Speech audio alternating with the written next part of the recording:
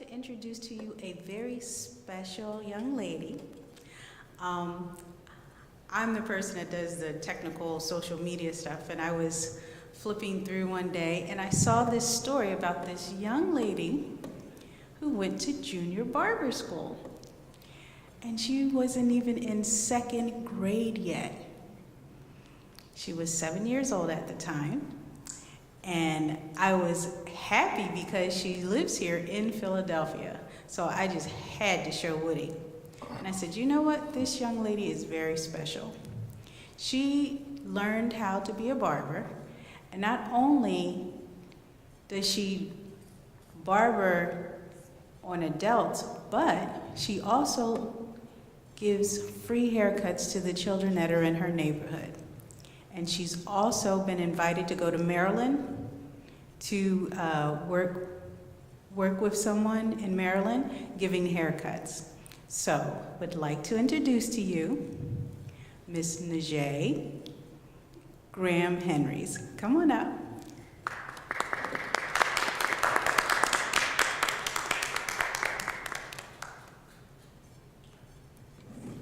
Well, I'm telling you now, one of the things I've learned about children is that we never really grow up anyway. We're all children of God forever.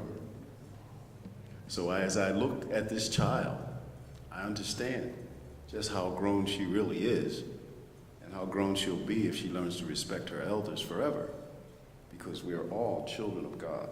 So that's why I respect God so much, because I know He's my elder. And you have to learn to respect your neighbors and love your neighbors as what? Hello, my name is Najee Graham Henrys, and I'm the world's youngest female barber. I'm 8 years old now. Okay, so now at 8 years old, when did you get your license to be a barber? I think 4 months ago? 4 months ago. 4 months ago. So what clipper do you like the best? Andes, Oster? Walls. Wow, that's good, because I didn't mention a wall. She went right to the walls. The wall is a good clipper. What do you not like about the Andes and the Oster? I don't know, really.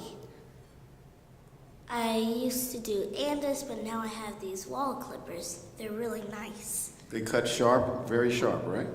Yes. Okay. So they actually work faster. She has a barber to a barber. She knows exactly what she's talking about. The wall clipper cuts quicker, and the Oster clipper cuts slower. Now one is a motor-driven clipper. Do you know which one that is? No. The motor-driven clipper is the Oster. That's the black one. It runs by a motor. The others are magnetic. See, you have to study to find out how magnetic they are. Now tell the audience, what and who have you cut hair-wise? I know you want to do one of the greatest basketball players of all time. That's what she's putting out to the universe, and it's going to happen, by the way. She wants to do LeBron James hair, and that's coming up. But go ahead. And Kevin Hart. And Kevin Hart. So therefore, she knows exactly what she's going to do. She has a dream. Dr. King had a dream. We all have dreams, but watching dreams come true is what God is really made of. He makes dreams come true. Now, what is your ultimate dream? To own a barbershop. Where do you want this shop to be? What do you mean? Where do you want to locate it? Is it going to be in Philadelphia? Is it going to be in California? Is it going to be a traveling barbershop where you have a big mobile truck that goes around the country? France and New York City. France or New York City. Now you see how the children's minds are much bigger than ours, people. Now she's France or New York City, so one or the other. What about France? What do you like about France? They speak a different language. Do you know any French? Yes. Can you say parlez-vous français? Parlez-vous français? What is that? Paliboo? Parlez-vous français? No. Oui, oui. Oh, you speak French. Okay, well then I didn't know you spoke French, because we had an article written about us, and the guy came in the barbershop and said, we came this far to reach you, and the article is over there. That's Michael Jackson, and they wrote it in French. So I don't know how to read it, but maybe Maria can read it for us later and share. You can read French? Yes. Well, go over there and get that poster right there with Michael Jackson. I want you to read that for us. I didn't know she read French. Wow, is she a scholar or what? People, a round of applause for her. She, step over here where the mic is. I'm going to get out of your way and let you start reading. This is very interesting. I didn't know she knew French. Speak it to the mic, can you? No, you don't worry about the mic. Just get close to it and read.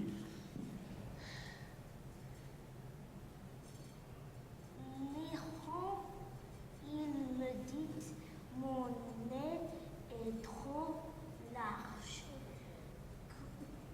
Courage à revenir à une coupe à fond, afin d'harmonier la forme de son visage et je la confier à Nice, ma cardinale de 1947 étant jarré devant mon salon de conférence.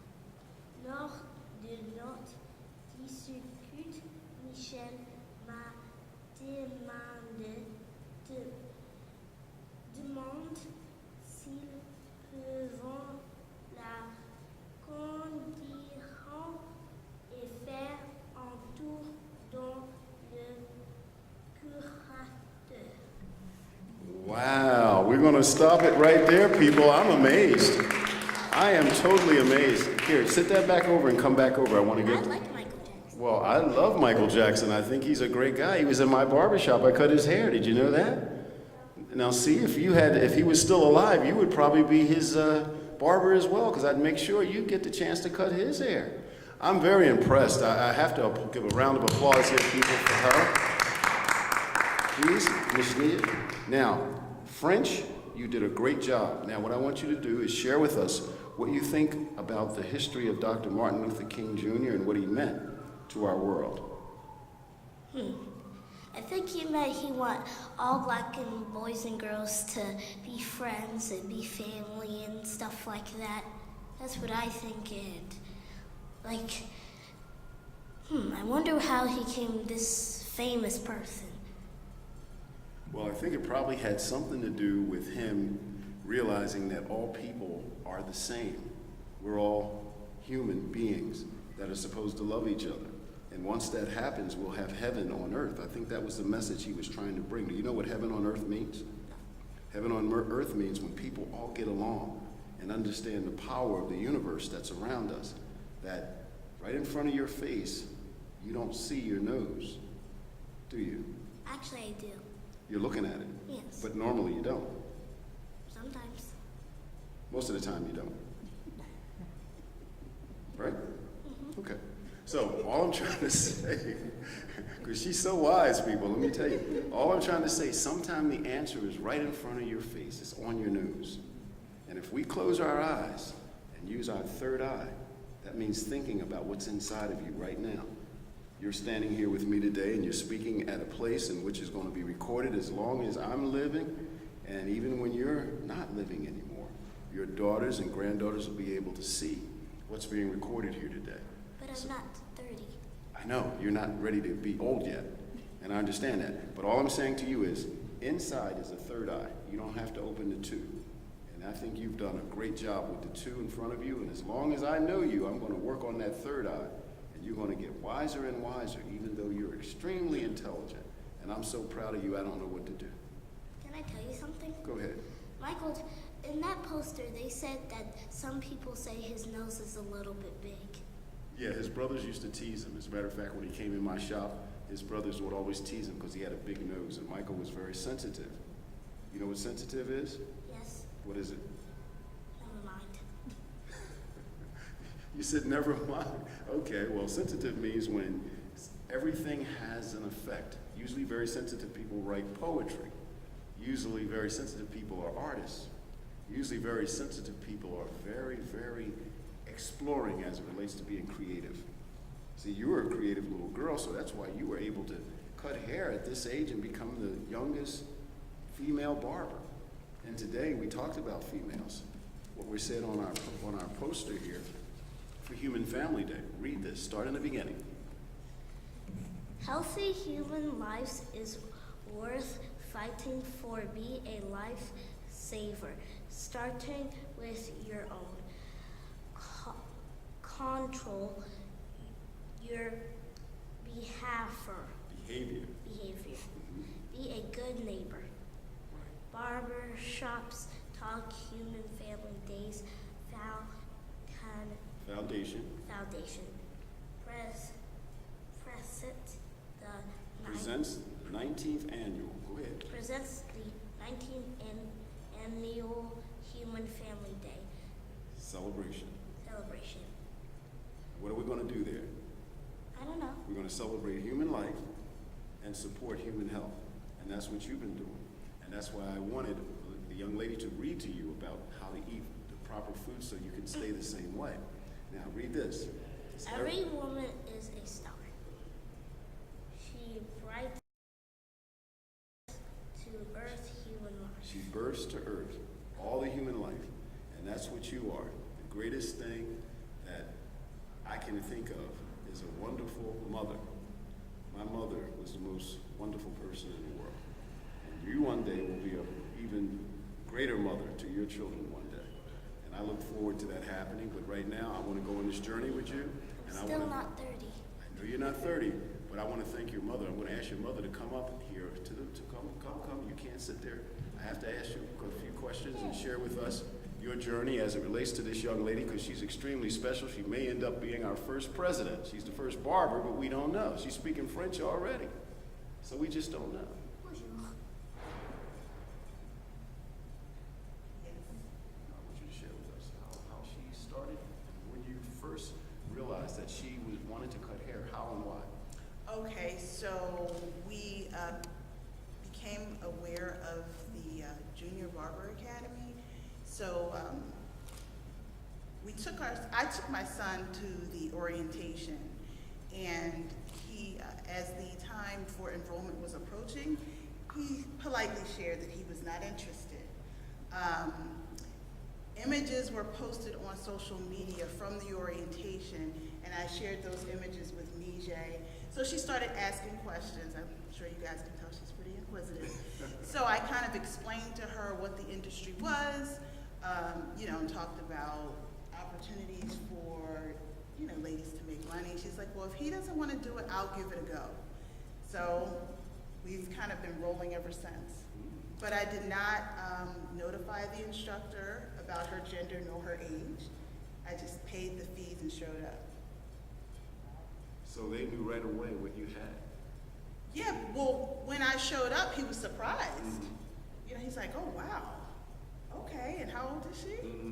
And I mean, there were about 5 or 6 children in the inaugural class, 5, and she was able to compete with them. She pushed to the front. I mean, these are high school boys.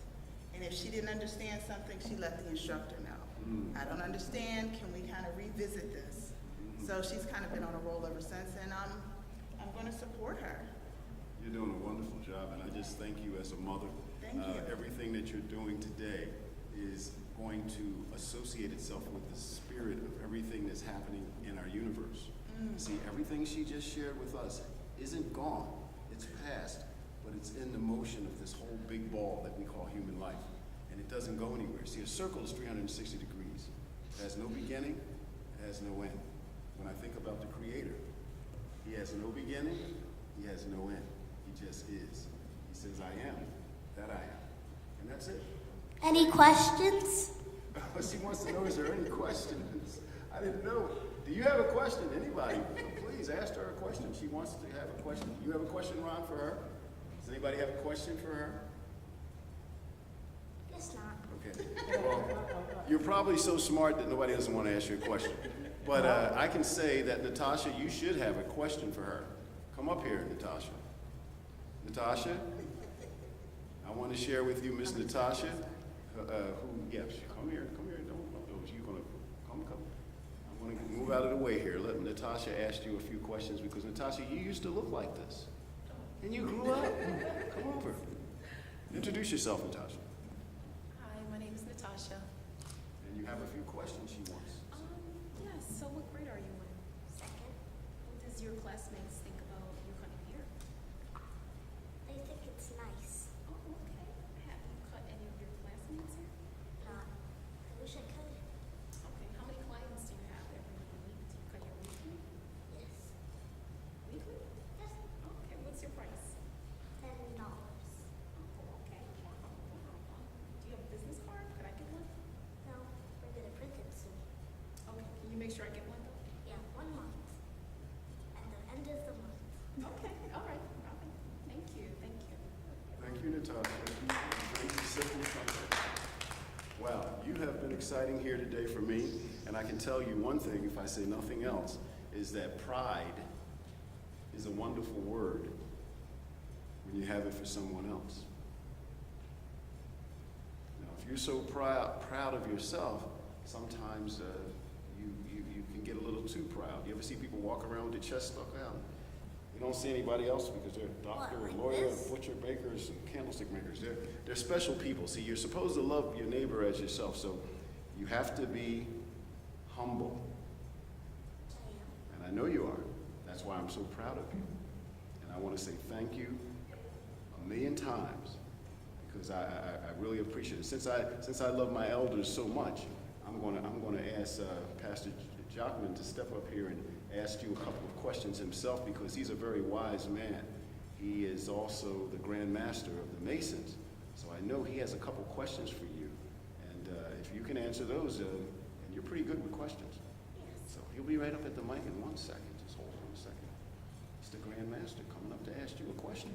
I love questions. You see, I'm never surprised as to the knowledge of our young people.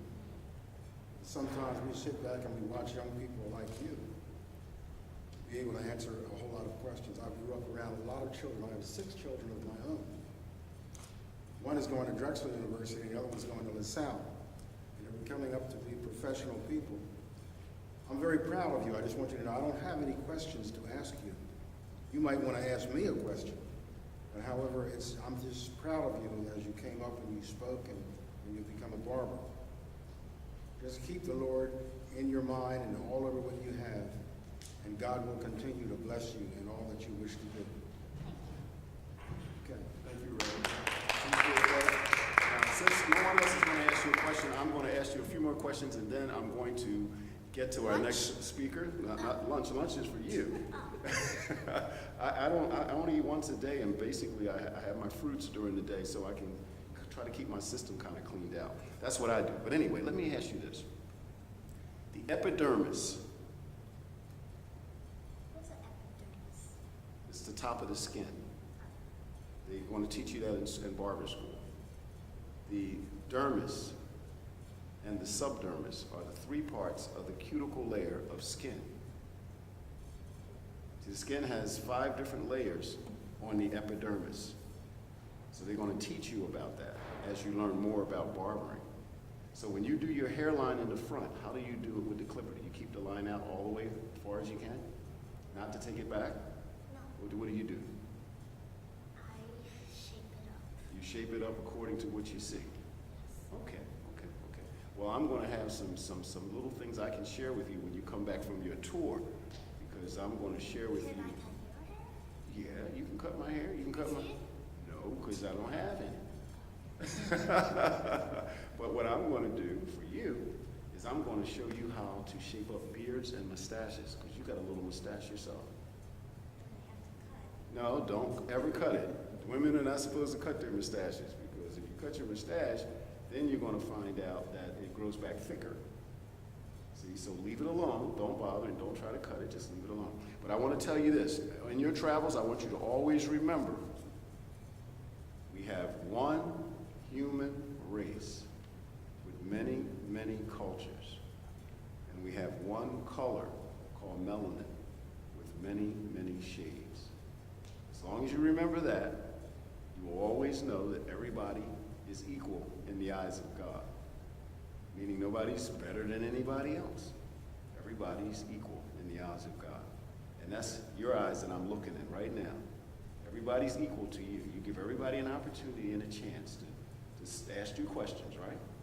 And you don't judge them in any kind of way that's bad, right? Unless, I don't want a mustache. I want to cut it. I know you do, but I'm going to tell you, if you cut it, you're going to have a bigger mustache. But I don't want to be a man. Well, you're not a man just because you have a mustache. My mother had one. My father used to say that means she's a great mother. She's going to do a lot of good work. So it's not really a mustache. It's got to be another name that they call it. Well, But her nose is kind of raw because she's been under the weather. So she's been under the weather. But it's not a mustache. It's not going to grow any more than that. It's very pretty. And I want you to know that, okay? So all you have to do is put a little oil on your face and keep it oiled up real good. And it will just lay down and you won't ever have to be bothered with putting a clipper on it. So don't try to cut it. But I'm so proud of you, and I want to thank you for being here at our Human Family Day today. And I know you want to go to lunch because she's already mentioned it. I could feel it over there that she wanted to go to lunch and get something to eat. So do me one favor and share with everyone how you feel about what we've talked about today and what you think about where you're going in your life. It feels great and awesome. Now, where are you going in your life? Where do you want to be and where are you going to go? I want to be to France, and I'm going to go to Atlantic City and Maryland. Mm-hmm. And you're going to meet a lot of people. And I'm just happy I met you today.